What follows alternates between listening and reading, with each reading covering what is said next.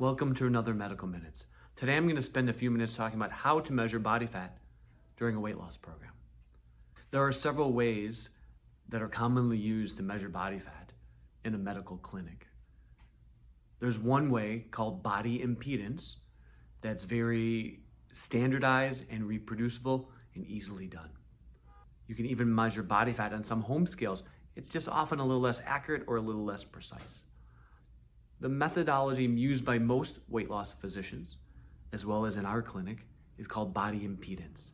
In body impedance, you stand barefoot on a scale with a plate. Your feet go on the plate, and a very low electric current that you can't feel at all goes up one leg, through your lower abdomen, and down the other. And through that and some sophisticated formulas, the scale has been shown to pretty accurately and precisely measure body fat. Let's spend a couple of minutes talking about patients I have seen in the clinic in the past and what I was able to learn by measuring their body fat on a body impedance scale. So this is a blown up version of the data we get from our Tanita scale. If you see, there's a lot of numbers on it. I always like to add two lines that makes it easier to explain what I'm looking at. So this is the first line, and this is the second line.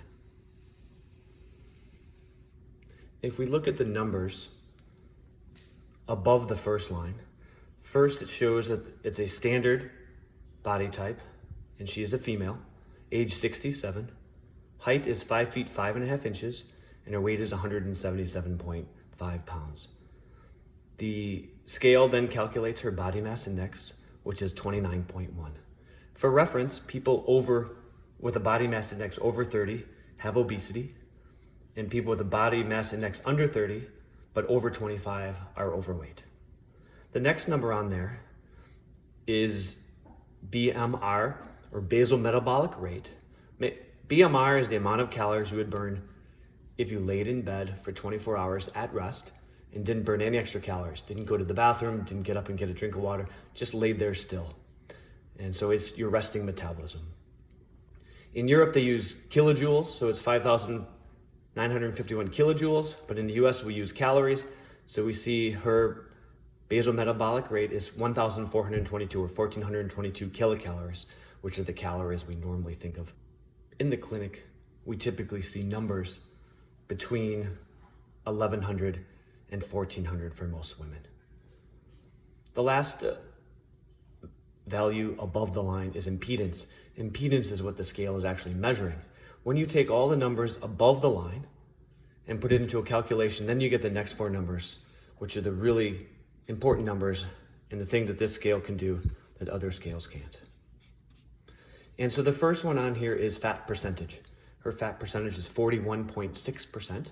So of her body weight, 41.6% of it is fat, and the rest is not fat. If you were to take that same number, or that same value of fat, and put it into a pound number, if we were able to take the fat out of her body, weigh it separately, which we can't do, she would have 74 pounds of fat. So the first question is, that sounds like a really big number. And then you look down to desirable range, which is the third area, and we see that her fat mass should be somewhere between 32.5 and 58 pounds. And so yes, she does have too much fat on her body, but should not be zero. It should be 58 pounds or less. The third number in this category is free fat mass, or FFM. FFM comes out to be 5 different values. The first factor that makes up FFM is body water, which 73.5% of her 103 pounds of free fat mass is water. The second would be muscle. The third would be bone. The fourth is clothing. And the fifth is, if you're constipated, constipation. If you take your free fat mass, which is everything but fat, plus your fat mass, which is 74, and add them together, you get your total body weight of 177.5 pounds. And the last section, again, as we started to talk about, is her desirable range. Fat between 24 and 36%, and fat mass somewhere between 32.5 and 58 pounds. In our clinic, we tend to do the Tanita test every single time you come in the clinic, and our scale and electronic medical record will compare last week versus this week to make sure the weight that you are losing is predominantly fat over muscle and other things, as well as if you happen to be up in water for whatever reason, that we know that you're up in water and not up in fat. Thanks for being here. I'll see you next week.